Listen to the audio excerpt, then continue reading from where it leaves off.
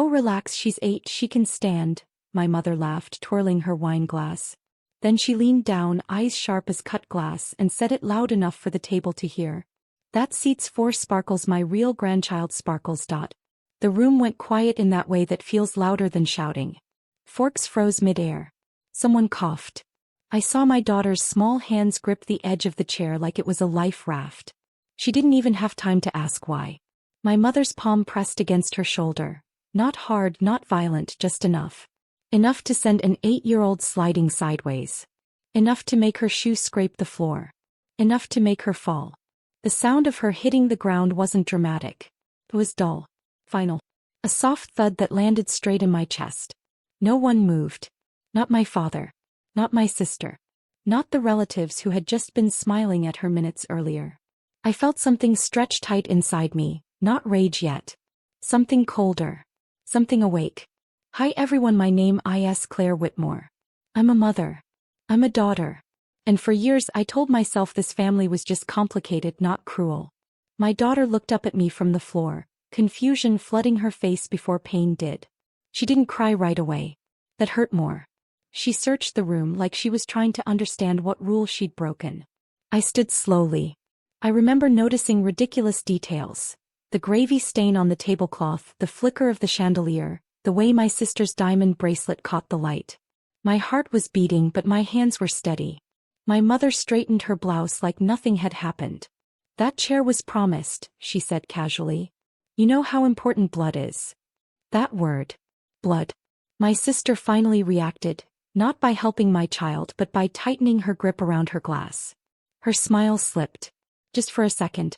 I helped my daughter up. Brushed invisible dust from her dress. Felt her tiny fingers clutch mine like she was afraid the floor might betray her again. I didn't raise my voice. I didn't argue. I didn't ask why. I leaned forward, looked at my mother, then my father, then my sister, and said 5 words. The glass slipped from my sister's hand and shattered at her feet. And that was the moment I realized. They finally understood something had shifted. And it terrified them. The sound of the glass breaking echoed longer than it should have. Tiny shards scattered across the tile like spilled truth. Sharp, impossible to ignore. No one spoke. My sister stared at the mess near her heels, her mouth slightly open as if the floor had betrayed her. My mother's face tightened, not with guilt but calculation. My father finally pushed his chair back a few inches, the legs screeching.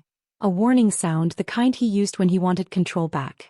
Claire, he said carefully, like my name was something fragile. Let's not make a scene. A scene. As if my child hadn't just been pushed onto the floor like she was disposable. I felt my daughter's pulse racing through her wrist where I held her. She leaned into my side, still silent, still processing. Children do that. They wait to see how adults explain cruelty before deciding how much it's allowed to hurt. My mother sighed and shook her head.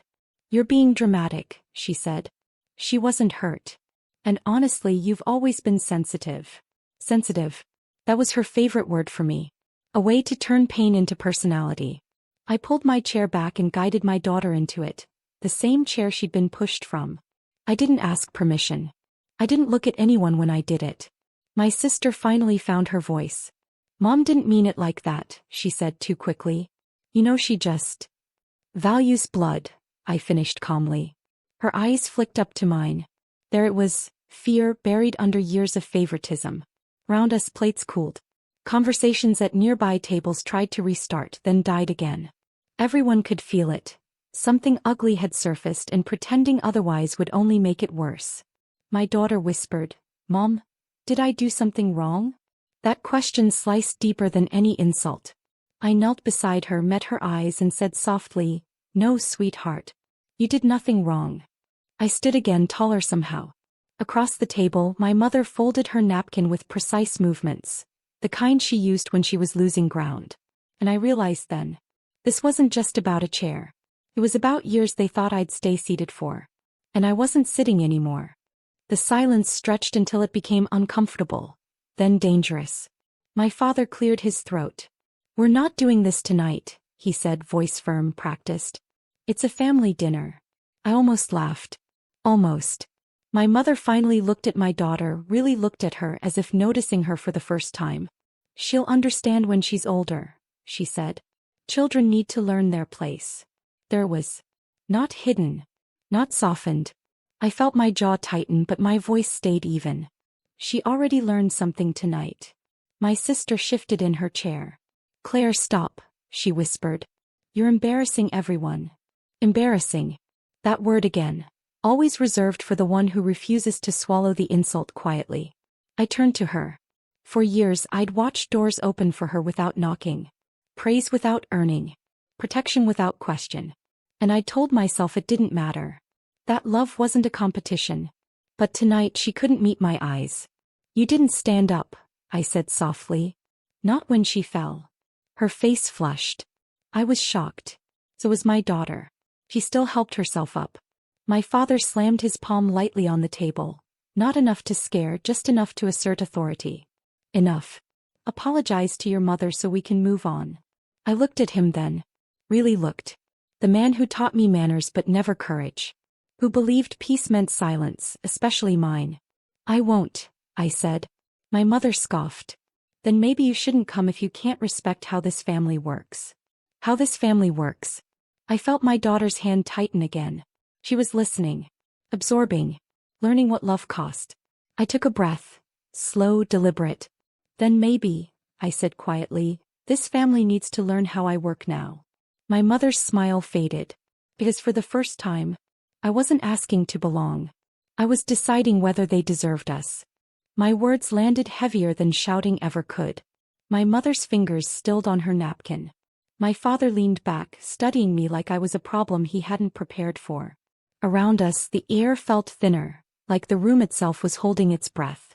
You're overreacting, my mother said finally. You always do when it comes to her. Her. Not my daughter. Just her. I watched my child trace a crack in the table with her finger, pretending not to listen. Children hear everything. They just learn early when adults don't want to be exposed. My sister stood abruptly. Can we just reset? She said, forcing a laugh that didn't reach her eyes. Mom, say sorry. Claire, say sorry. We'll order dessert. Dessert. Sugar to cover rot. I shook my head slowly. No. That single word seemed to tip something. My mother's voice sharpened. So what now? You think you're better than us because you made a different choice? Because you had a child without. Finish that sentence, I said calmly. He didn't. He didn't have to. The implication sat there, ugly and familiar. My father exhaled hard. Claire, you're tearing this family apart. I looked down at my daughter. At the faint redness on her elbow from the fall. At the way she still hadn't touched her food. No, I said quietly. I'm just refusing to help you pretend. I reached for my purse, not in anger, in certainty. My mother laughed, brittle. If you walk out, don't expect things to be the same. I paused. Looked at her. Then at my sister who suddenly couldn't stop wringing her hands. That's the point, I said. I took my daughter's hand. And as we walked toward the door, I felt it, not fear, not guilt. Relief. Because some tables aren't meant to be returned to. The door closed behind us with a soft click, not a slam. Somehow that felt louder. The hallway outside the restaurant smelled like disinfectant and old carpet. My daughter let out a breath she'd been holding too long. Only then did her shoulders drop. Mom, she asked quietly. Are they mad at me? I crouched in front of her immediately. The fluorescent light hummed above us, unforgiving, honest. No, I said firmly this time. They're mad because they were wrong. And some people don't know what to do with that. She nodded like she was filing that away for later. Kids are good at that. They store truths they'll need when they're older. Behind us the door opened. My sister's heels clicked fast against the floor. Claire, wait, she said, breathless. You didn't have to leave like that. I stood slowly. Yes, I did. She folded her arms, defensive already. You're punishing everyone over one moment. One moment, I repeated. No. I'm responding to a pattern. She looked away. That told me everything. You know, I continued softly, when she fell, you didn't even flinch. Her jaw tightened. I froze. So did Mom. So did Dad. And somehow, I said, meeting her eyes, only one of us was 8. Her face paled. Inside, laughter burst from another table. Careless, free. Life going on without us. My sister swallowed. What do you want from me? I thought of all the years I'd wanted fairness. Apologies. Change. Nothing, I said. That's the difference. I turned back to my daughter, took her hand again. And as we walked away for the second time that night, I realized something quietly powerful. They thought silence was my weakness. They were wrong. We stepped out into the night, the cold air brushing my face like a wake-up call. The parking lot lights buzzed overhead, harsh and unromantic. My daughter climbed into the car without a word, buckling herself in with careful precision, like she didn't want to cause another problem just by existing. That nearly broke me. I sat behind the wheel for a moment, hands resting there, unmoving. Through the windshield I could still see the restaurant windows glowing warm and gold. My family was inside, probably already rewriting the story. Turning me into the difficult one. The dramatic one. My phone vibrated. Then again. My mother's name lit up the screen. I didn't answer. A message followed immediately. You embarrassed us. Especially your sister. I stared at the words, feeling something settle into place. Not anger. Clarity. Another message. You owe me an apology. I exhaled slowly and put the phone face down. Mom, my daughter said from the back seat. Are we in trouble? I turned around, meeting her eyes in the rearview mirror. They were searching not for reassurance but for truth. No, I said gently. We're safe. That word mattered. Safe. I started the car and pulled out, the tires crunching softly over gravel. With every inch of distance the pressure in my chest eased. At the first red light my phone buzzed again, this time my father. I didn't open it. Because for the first time, their panic wasn't my responsibility. And somewhere between that restaurant and home, I understood something I'd never allowed myself to before. Walking away wasn't loss. It was protection. By the time we reached home the house felt different. Quieter, steadier, like it had been waiting for us. I helped my daughter out of her coat. She went straight to the sink and washed her hands without being told, scrubbing a little too hard. I watched from the doorway, heart aching at the way children try to clean off moments they don't understand. Mom, she said suddenly, not looking at me, why did Grandma say that? I walked over and turned off the tap. The silence between us was thick but honest. Because, I said carefully, choosing truth over comfort, some people think love has rules. And when those rules don't make sense, they hurt others instead of fixing themselves. She nodded slowly. Then after a pause she said, I'm glad you were there.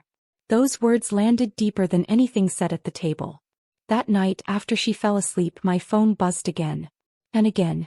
Voicemails this time. Long ones. My sister crying. My mother angry.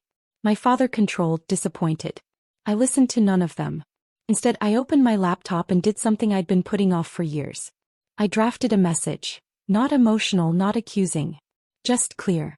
We'll be taking space. Do not contact my child directly. Any communication goes through me. I hovered over the send button for a moment. Then clicked. Almost immediately the typing bubbles appeared. Then stopped. Then started again. They were losing control. And for the first time, I wasn't afraid of what they'd do next.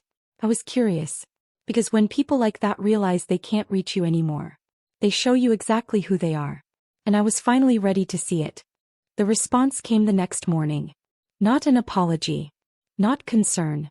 An invitation. My mother wrote that she was willing to forgive the misunderstanding if we came over to talk things out like adults. She added a smiley face. As if tone could erase intent. I read it once. Then again. And finally I understood what they were really afraid of. Not losing me. Losing access. Access to my silence. Access to my compliance. Access to a child they could rank, label and bruise without consequences. I typed slowly, deliberately. There was no misunderstanding. You showed my daughter exactly how conditional your love is. I won't expose her to that again. I didn't explain further. I didn't argue. I didn't soften it. 5 minutes later my sister called. I let it ring. An hour later my father texted, "You're making a mistake." I smiled, not out of joy but certainty. Because mistakes feel confusing. This felt clean. Weeks passed. Birthdays went by without invitations. Holidays arrived without guilt, trips landing successfully. My daughter stopped flinching when adults raised their voices. She laughed louder. Took up space. Sat wherever she wanted. One night as I tucked her in, she said casually, "Mom, I like our family." So did I.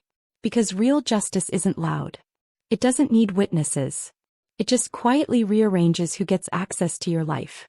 And the people who pushed you down, they don't get a seat anymore.